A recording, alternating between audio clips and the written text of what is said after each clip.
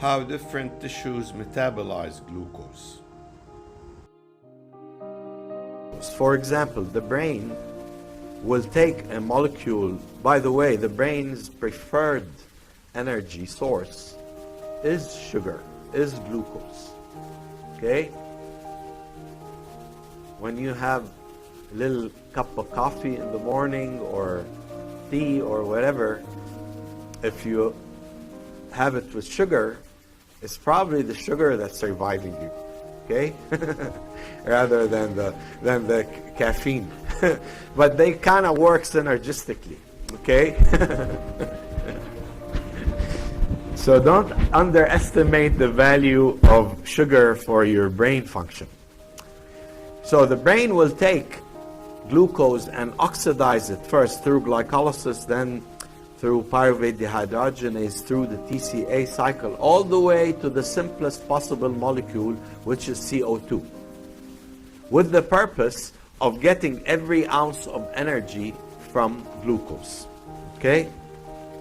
Smart. The brain is smart.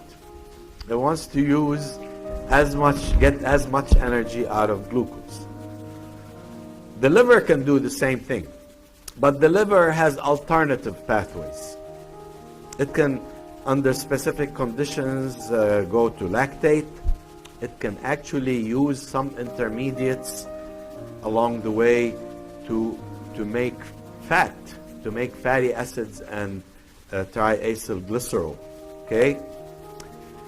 But importantly, the liver, although this has not to do with glycolysis right now, the liver is uniquely able to make glucose, whereas glycolysis is to consume glucose. The liver can consume and make glucose. The only organ really to be able to do that, with the single exception of the kidney. So under specific conditions, the liver can make glucose and deliver it to the blood. Adipose tissue will break it down to acetyl-CoA and then can store much of that in the form of fat. Muscle, similar to the brain and liver, can go all the way to CO2. Under anaerobic conditions, can produce lactate. This is unique here, erythrocytes. The last thing that erythrocytes can produce from glucose is lactate. They can't go any further. And the reason being is that erythrocytes or red blood cells don't have mitochondria. Mitochondria are very important in the conversion of pyruvate or oxidation of pyruvate all the way to CO2. All of that occurs in the mitochondria. And the conversion of high energy molecules like NADH and FADH2 into usable energy as ATP also occurs in the mitochondria. So the absence of mitochondria in red blood cells prevents them from using NADH. Therefore, they use that NADH to convert pyruvate to lactate.